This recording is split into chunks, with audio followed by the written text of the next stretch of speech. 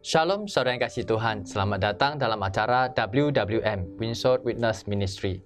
Hari ini bersama kita ada Bu Lucy yang merupakan seorang ibu rumah tangga dan juga pengerja di dalam gereja yang aktif dalam pelayanan para wanita.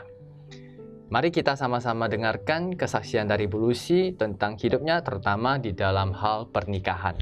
Shalom Bu Lucy. Shalom, yang sehat. Bu Lucy nikah udah berapa lama? 18 Maret ini 22 tahun. Oh, udah 22 tahun? Iya. Pas kali ya, ini tahun Iya. 2022, 22 tahun. Iya. Nah, mungkin Ibu bisa ceritakan pernikahan Ibu selama 22 tahun ini kayak gimana? Pasti orang pikirnya kan nikah tuh enak, gitu kan. Oke. Pertama aku juga mikir gitu, nikah tuh enak. Bahagia gitu ya? Bahagia, kayak di film-film gitu, happy ending kan. Ya. Nah, tapi ternyata ya tetap kita ngikutin prosedur waktu itu kan. Ikut BPN, ya kan? Oh, Kita nikah secara Kristen ya? secara Kristen. Oke. Ikut BPN, selesai, kita diberkati. Kemudian mulai masuk tahun pertama, itu mulai, wah kayak gini suami aku ya. Oh kayak begini ya suamiku ya. Karena dia anak tunggal, ya kan. Jadi semuanya serba, dia nggak memikirkan orang lain gitu. Dia bisa makan, habisin makanan. Sampai aku gini, loh bagianku mana gitu. Dihabisin semua. Jadi ribut gitu. Nanti aku ngambek gitu. Waktu pacaran nggak kayak gitu? Waktu pacaran nggak gitu. Setelah nikah baru muncul? Iya gitu kan. Oke. Nah mungkin tanpa sadar kan, udah serumah gitu Iya, kan, iya. baru dia gitu. Kalau di luar mungkin setelah pacaran kan mungkin masih oke lah gitu kan. Iya. Nah tapi mulai jalan-jalan pelan-pelan aku ngomong gitu kan. Kadang ada yang dia nggak mau ngomong sama aku masalahnya atau apa tentang kerjaan atau apa.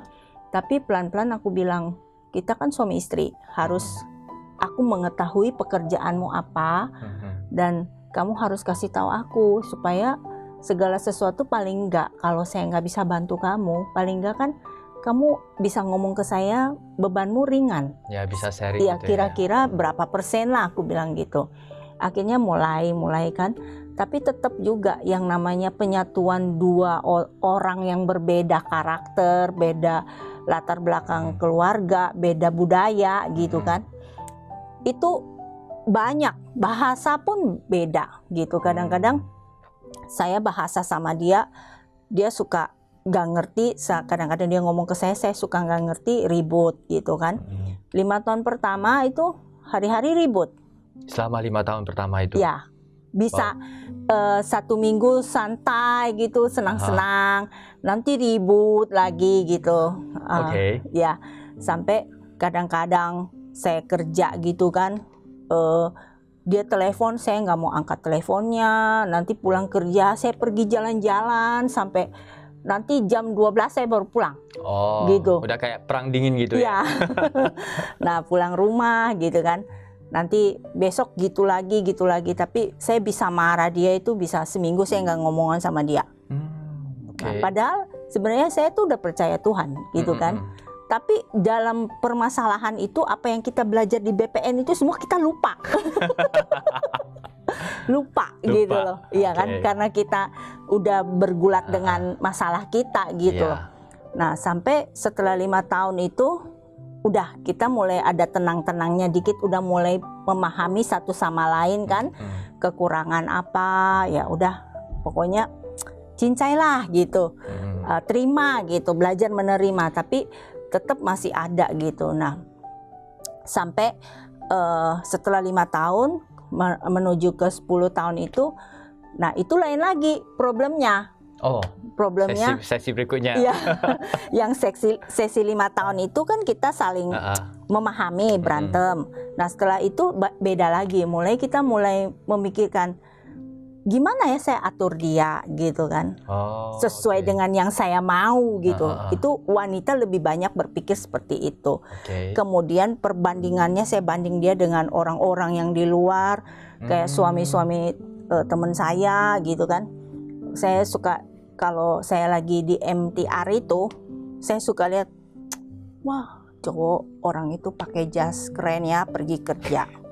Suamiku enggak. Padahal aku pengen loh dia pakai gitu kan.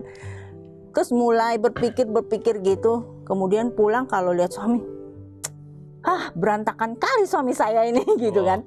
Tapi setelah itu beberapa lama gitu berjalan ya, saya sendiri mulai, ya itulah mungkin kita hidup dengan Tuhan, berarti ada Roh Kudus yang pimpin gitu, Roh Kudus yang mengingatkan gitu loh. Ada sehari saya duduk-duduk gitu, saya pikir gitu, terus tiba-tiba ada seperti Roh Kudus ngomong gini, kamu nggak pernah bersyukur untuk apa yang aku kasih ke kamu gitu kan. Terus saya bersyukur apa Tuhan? Suami. Sebenarnya yang aku kasih ke kamu itu yang terbaik buat engkau gitu loh, buat kamu. Terus saya gini, iya ya Tuhan. Nah sejak saat itu, setiap kali saya kalau lihat orang gitu kan, kayaknya suaminya kerjaannya bagus, kayak suaminya posisinya tinggi gitu. Terus saya sendiri ngomong, enggak, saya punya itu yang terbaik sedunia. Amen. Langsung saya ngomong gitu sendiri ke diri saya gitu, what a joy how in the world gitu kan.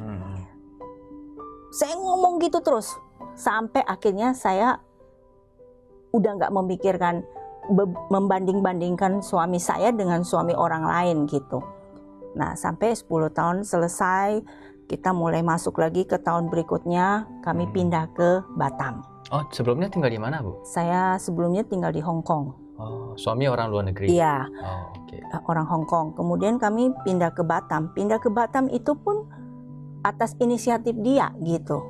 Dia bilang, yuk kita pindah ke Indonesia gitu. Padahal kerjaan saya udah oke ya, posisi udah oke gitu. Terus saya nggak mau. Pertama saya nggak mau pindah. Saya bilang ngapain kita balik ke Indonesia gitu. Di sini udah enak gitu kan. Biar gimana kita udah punya apartemen sendiri ya kan, kerja oke gitu loh. Terus kalau kita pindah lagi kita mulai dari nol gitu kan. Terus saya tuh bergumul 2 tahun itu, saya mau pindah nggak ya gitu. Sampai saya ngomong sama pendeta kami yang di sana. Pendeta itu ngomong gini, kamu istri atau suami kamu, suami kamu tuh kepala. Oh, gitu. Jadi harus tunduk. Ya, gimana pun keputusannya, kamu harus tunduk dan ikut. Terus pulang, saya gini, kok Tuhan kasih pilihan kayak gini sih, gitu kan? Iya, padahal di sana juga saya udah punya pelayanan gitu loh. Punya pelayanan ke TKW gitu, wanita semua. Terus saya, kenapa Tuhan kasih kayak gini sih, gitu. Terus tapi gini, lain sisi lagi Tuhan bilang tunduk ya. Saya bilang iya Tuhan, saya tunduk. Nah setelah kami pindah ke Batam, itu tuh masalah lagi, baru lagi ya, tempat baru. Aku mulai menggerutu, aku mulai bilang sini nggak enak gitu kan. Kenapa ini semua yang biasanya semua convenient ya di sana, aku mau apa aja ada, di sini aku harus cari, aku harus ini lagi, temen nggak ada, semua nggak ada, aku bingung ya. Sampai akhirnya saya keliling-keliling tuh gereja. Selama 1 tahun di sini saya berkeliling gereja kiri kanan, cari sampai akhirnya saya ketemu HOG. Di situ saya ibadah di situ 1, 2, 3 kali, saya merasa kayaknya ini tempat saya gitu. Udah, saya masuk kemudian gak lama didatengin sama Awi sama Anace di rumah, ngobrol-ngobrol gitu. Saya gini, saya suka gereja ini, maksudnya cocok gitu kan. Setelah masuk ke dalam, saya ikut lagi Mother Wise. Waktu itu saya gak ada teman. Tiba-tiba ada program Mother Wise, saya lihat, saya gini, saya mau masuk ini aja ikut. Terus gak ada teman, gak masalah. Pokoknya saya bisa cari teman di situ katanya. Saya bilang sendiri gitu kan, saya bisa cari teman di situ. Akhirnya saya join di Mother Wise. Setelah itu mulai tuh. Terus saya bilang gini, Tuhan dari awal mula saya kerja itu, saya suka bilang gini sama Tuhan. Tuhan, saya ingin melayani di wanita. Tapi kalau Tuhan kasih saya kerja, saya nggak bisa melayani gitu kan. Terus saya bilang kayaknya waktunya nih, saya harus melayani di wanita sekarang. Tapi saya tanya, di sini ada ibadah wanita nggak? Nggak ada katanya. Ya udah, saya waktu itu belum ada ya? Iya belum ada. Terus 1 tahun berikutnya ada ibadah wanita itu. Nah, saya mulai di situ juga terlibat. Nah, tapi walaupun kita pelayanan, namanya juga kita manusia, betul nggak? Tetap ada masalah datang, kemudian kita masih berantem sama suami, tetap masih berantem gitu. Jadi walaupun pengerja, tapi tetap bisa berantem. Iya, kita bukan malaikat ya, kadang-kadang. Terus nggak munafik lah gitu, namanya manusia ya. Tapi bagaimana kita mengatasi permasalahan itu? Nah, kemudian berantem sampai saya ini juga ganas loh. Iya, saya juga nggak mau kalah gitu kan. Berantem sampai akhirnya suami gini, daripada kita berantem terus, mendingan udah deh, kamu jalanin hidup kamu, aku jalanin hidup aku. Tiap bulan aku pokoknya kirim kamu duit, gitu. Aku balik gitu. Dia ada perkataan seperti itu. Aku balik ke Hong Kong gitu kan. Terus malam itu dia ngomong gitu sama aku terus diem. Aku diem kan. Terus aku nggak bisa tidur. Aku bangun, aku doa, terus Tuhan bilang gini, ingat aku lagi gini, kamu tuh nikah di gereja, janji nikahmu apa, gitu. Nah terus aku gini, oh iya ya, susah senang sama-sama, dalam keadaan susah maupun senang, dalam keadaan sehat maupun sakit, itu kita harus sama-sama. Jangan mau enaknya aja saya terima, yang gak enaknya saya gak mau gitu. Nah dari situ mulai saya, oh ya Tuhan, saya minta ampun. Saya bilang saya mau belajar tunduk sama suami saya. Saya gak mau membanding-bandingkan lagi.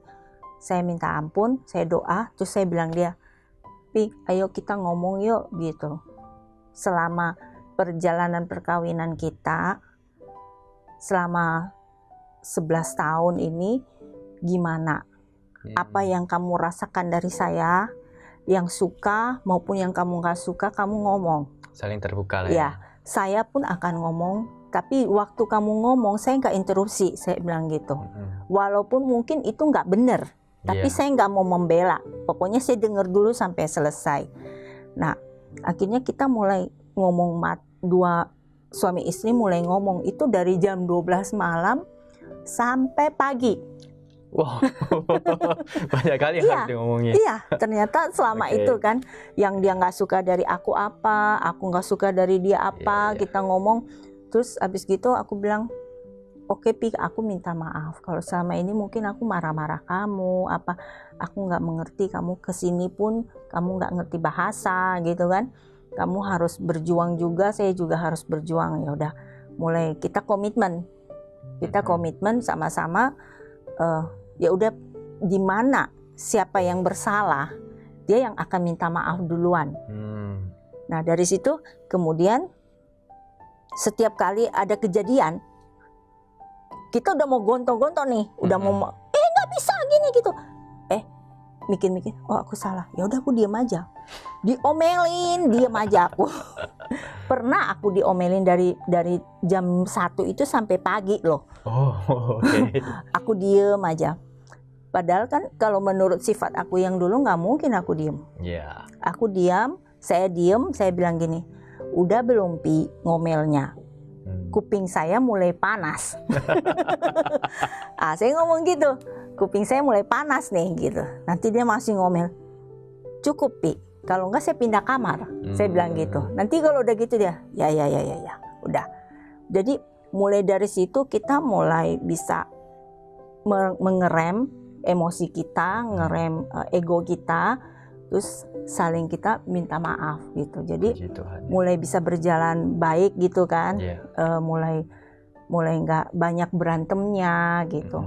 Sampai saat ini, sampai kemarin dia ada dikit keganggu kan kesehatannya. Itu juga aku nggak berani nangis di depan dia, tapi aku nangisnya kalau pas aku di atas lagi mau setrika baju ruangan sendiri, aku nangis, aku bilang sama Tuhan, kenapa Tuhan aku harus dikasih ujian ini gitu. Sebenarnya aku capek, aku mau lari aja gitu. Tuhan ingetin lagi janji pernikahan. Tiap kali aku mau lari, Tuhan tuh pasti ingetin aku janji nikah lagi gitu. Nah, susah senang sama-sama. Dalam keadaan sakit maupun sehat, kita harus sama-sama. Jadi sampai akhirnya dia pernah ngomong ke saya gini, saya nih sakit, udahlah biar saya mati aja kamu ini. Terus aku bilang sama dia, Pi jangan bilang gitu, masa aku mau terima kamu enak-enak aja. Ketika kamu banyak duit, ketika kamu sehat, kamu bisa bawa saya happy, itu saya terima. Tapi waktu kamu sakit, masa saya nggak ngerawat kamu, saya bilang gitu. Ini pun saya harus terima gitu. Nah dari situ dia mulai bilang, untung ada kamu ya gitu. Kalau nggak ada kamu, aku nggak kuat, dia bilang gitu. Nah jadi sebagaimanapun aku lihat dia dengan kekurangan dia, tapi aku tahu bahwa dia untuk aku gitu loh. Suamiku itu Tuhan kasih untuk aku. Jadi mulai saya belajar menerima kekurangannya, saya mulai belajar untuk tunduk kepada dia. Dengan segala keputusan yang saya ambil, itu saya akan tanya ke dia. Kita diskusi, keputusan terakhir ya suami gitu. Suami bilang nggak boleh, ya saya nggak jalan gitu. Gitu. Udah mulai belajar, udah menunduk segala macam. Kalau enggak, waduh. Kayak dulu lagi. Iya. Padahal kan di firman Tuhan udah bilang dia kepala. Masa kita mau ngambil bagian dia gitu kan? Jadi terbalik gitu ya? Iya. Jadi segala sesuatu saya selalu serahin ke dia lagi gitu. Saya belajar untuk ikut gitu. Cuman kalau ada yang nggak benar pasti saya bilang janganlah Pi, ini nggak baik gitu kan? Nggak benar gitu. Sebagai penolong ya? Iya. Juga. Cuman saya nggak pernah. Pokoknya kita saling terbuka, saling percaya. Ya sampai sekarang saya nggak pernah periksa handphone dia. Iya. Dia taruh gitu. Nanti kalau aku mau buka dia suruh pin berapa, dia kasih tahu gitu. Udah saling percaya. Iya. Jadi handphonenya juga itu, makanya saya bilang kalau kita saling percaya pasti perjalanan kita lebih baik gitu. Iya. Itu sih. Baik Bu. Nah, Ibu kan udah alami banyak, terutama dalam hal keluarga. Jadi mungkin bisa Ibu berikan kata-kata yang menguatkan teman-teman yang mendengar, yang mungkin dalam permasalahan. Mungkin bisa Ibu sampaikan sesuatu. Iya, saya ingin mengajak ibu-ibu semua yang ada di ibadah maupun di rumah, bahwa kita harus bergabung dalam komunitas, kita harus punya teman yang seiman. Ketika kita mengalami masalah, kita akan mencari Tuhan dan kita akan mencari solusi dari teman-teman kita yang percaya kepada Tuhan, maka kita akan mendapatkan kekuatan untuk menghadapi setiap masalah kita dan menyelesaikannya dengan cara Tuhan. Amin. Saudara, kita telah mendengar kesaksian dari Bu Lucy yang menceritakan tentang pergumulan ataupun tantangan di dalam kehidupan pernikahannya. Dan beberapa kali Bu Lucy ingin meninggalkan, tetapi Tuhan mengingatkan akan janji nikahnya. Itu seperti yang ditulis di dalam Kisah Para Rasul pasal 3 ayat 21. Kristus itu harus tinggal di sorga sampai waktu pemulihan segala sesuatu. Kata pemulihan tersebut itu berbicara tentang reset ataupun dibuat ke settingan semula. Dan segala sesuatu ini mencakup tentang hubungan di dalam keluarga juga. Jadi saudara, apapun yang saudara hadapi sekarang ini di dalam hubungan, kembalilah ke awal memulainya hubungan saudara dengan penuh dan kasih. Jikalau saudara membutuhkan konseling ataupun doa, silakan hubungi nomor tertera di layar tersebut. Terima kasih dan Tuhan Yesus memberkati.